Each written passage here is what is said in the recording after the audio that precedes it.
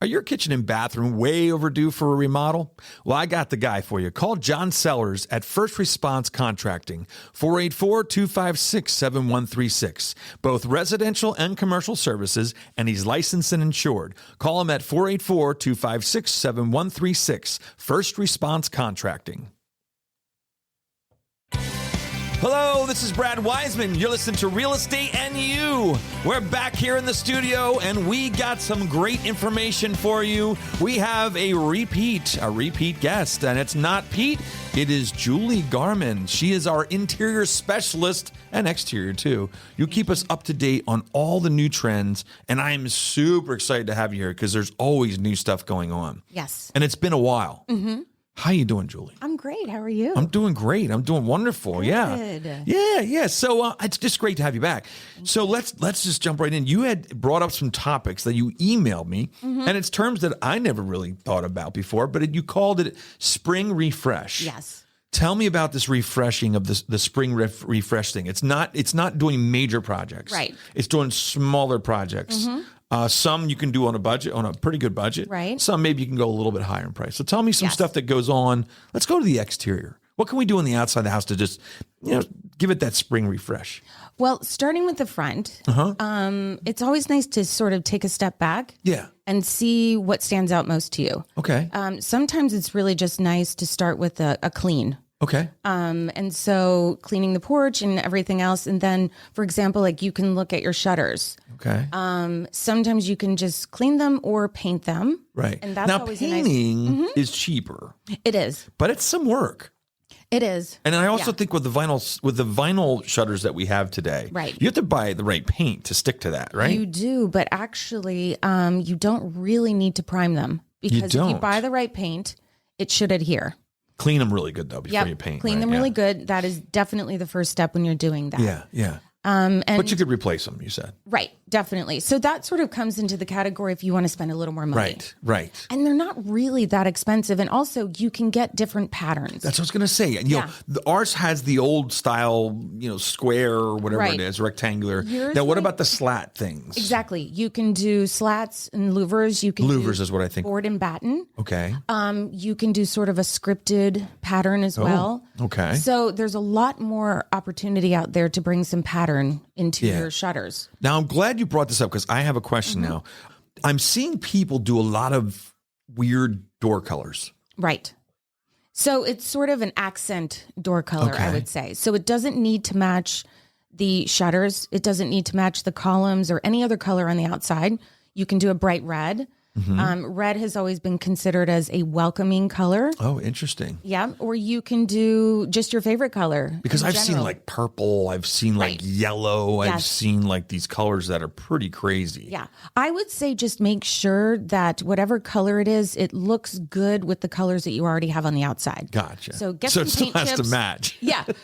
We don't want to put like fuchsia on the outside. It can if that's your thing. And sometimes the fuchsia just sort of coordinates with some of your flowers. Okay. But I would say try to make sure that the color works nicely with the other colors. And then it'll just look more cohesive. Yeah. What about, we're at that point, and then this is more of a landscaping thing, but I'm going to ask you anyway. We're at that point, I think, where our landscaping is 20 some years old. It's starting to just look like old landscaping. I gotcha. Yeah.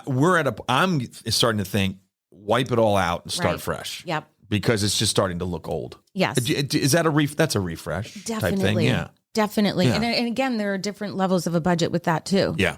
Definitely. You can do a small section. You can pay someone to do it. You can do it yourself with some research. Right. So a lot of times an overhaul in landscaping that falls under that category because now is the time to do that. So that's a refresh. That is definitely a refresh. That's definitely a refresh. Good. But then there's some more sort of clever ideas in terms of the landscaping as well. Like you can add window boxes.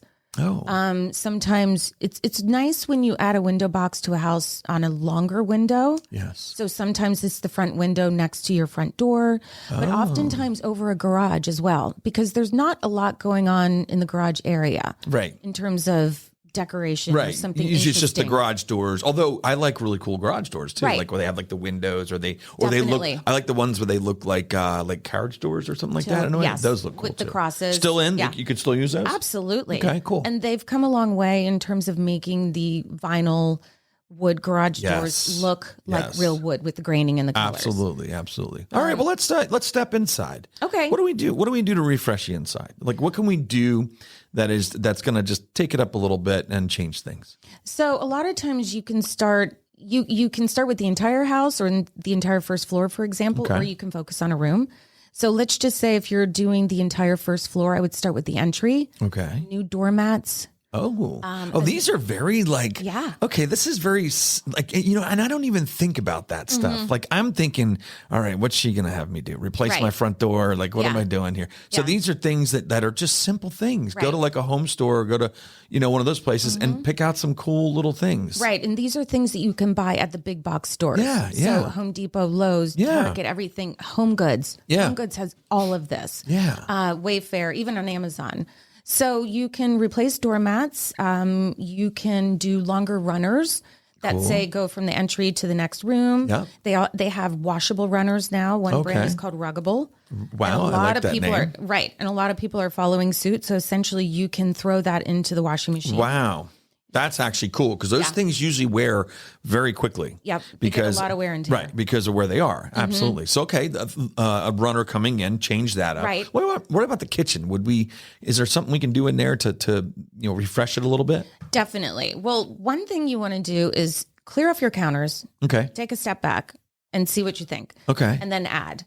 Interesting. If you need new flour, salt, sugar, canisters, that sort of thing, you can replace them with something pretty and white like marble. Yeah. Clear glass. They have all of this at Target. So you can go and shop for them in person. Yeah, and that does change the whole thing, right? It changes everything. Right. And I say take some pictures of the room that you want to improve and bring that with you. So when you're standing in the stores, you can see what you think. Sometimes you can get a little themey with these things. So there's a lot of Mediterranean inspired decor out there, lemons, blue and white. Oh, yeah. So maybe for spring and summer, you just want to go with a theme. Cool. In the fall, you can switch it out. Tea towels. Yeah. You can do a centerpiece on a table or on top of your island. Yeah. If you want to spend a little more, maybe your bar stools are a little old. Are you trying to tell me they are old? Is that what you're saying to us? They're not that old yet. No. I don't think they're like 2 years old. Exactly. She's busting on our bar stools already right away. Unbelievable. Jess is not allowed to listen to this show once again. Hi, Jess. But you did replace those. Yes, we did. So that was a refresh. And I got to tell you, everything in the fall. I will never go with black stools again. Okay. And I'll tell you why. Every little scratch you see. Right. Every little scratch, as soon as anything falls on it, you see like any kind of stain.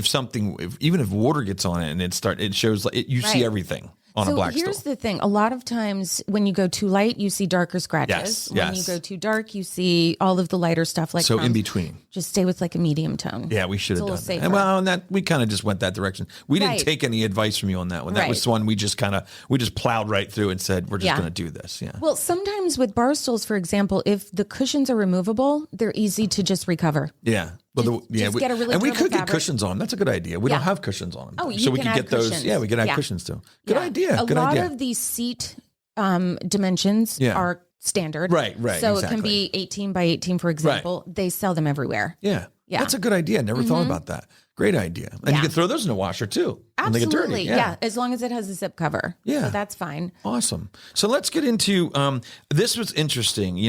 Anytime that I have you over here, I always think about, our kitchen. Cause if you don't remember, Julie's the one that did our kitchen. Right. She did everything. Yes. She picked everything out. She helped us tremendously. And we still love our kitchen. And it's been, oh my God, it's probably 3 years now. Yeah. I think it's 3 years. It has been. Because it was like it was around COVID. It was before COVID or after. Yeah. I think it was the fall of 2019. That sounds about right. Yeah. That sounds about right.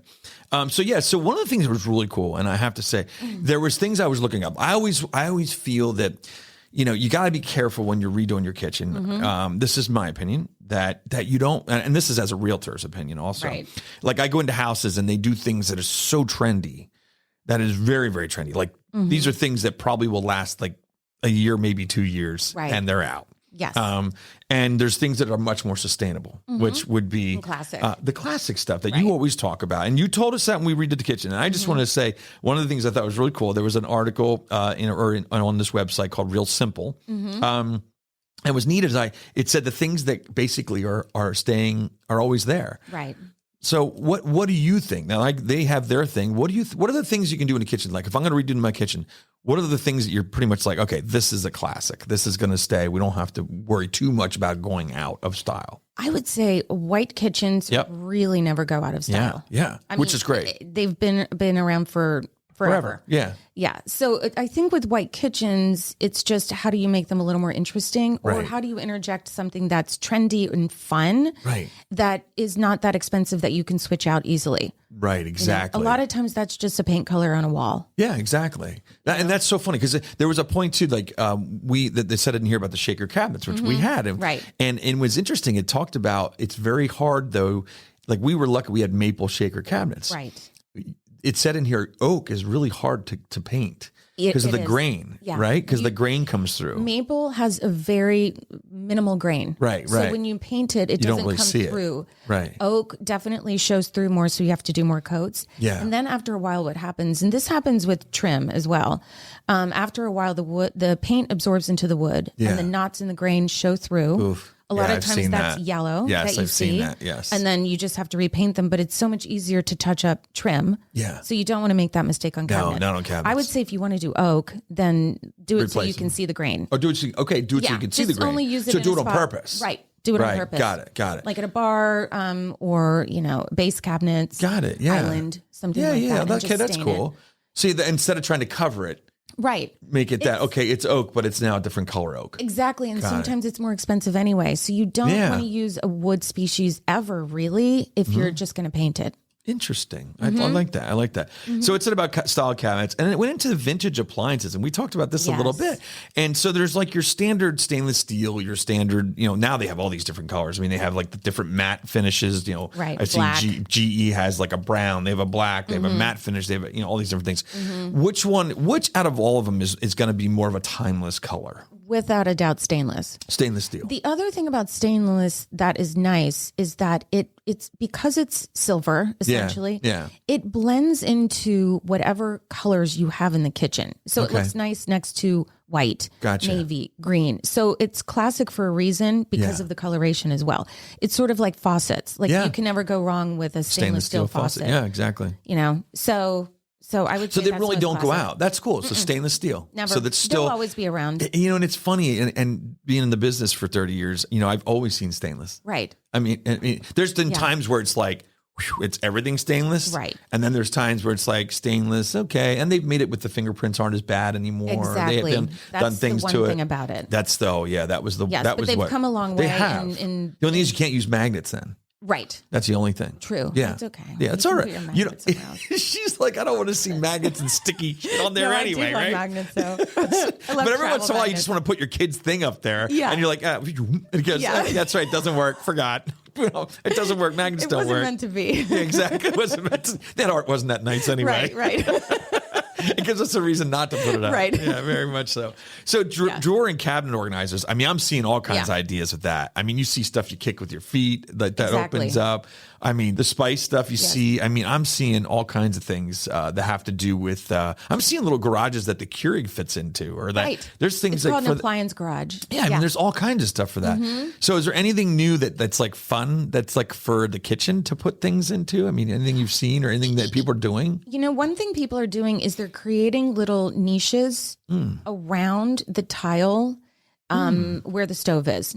Oh, so that's in other words, they're having the walls come out and sort of enclose the stove, and then building niches into that to the left and the right. Wow. And that's where you can put like spices and stuff like that. And sometimes they're making it sort of hidden as well. Wow, I like that. That's kind of fun. It looks really, really cool. Well, I've seen the hidden pantries. Right. Hidden Those pantries. are really cool. That kind of reminds me like the Batman cave. Exactly. You know what I mean? Like where the Batman thing lifts up and the car goes in. Yeah. Yep. You know Batman, right? You know who Batman is. Okay, just checking it now. Okay.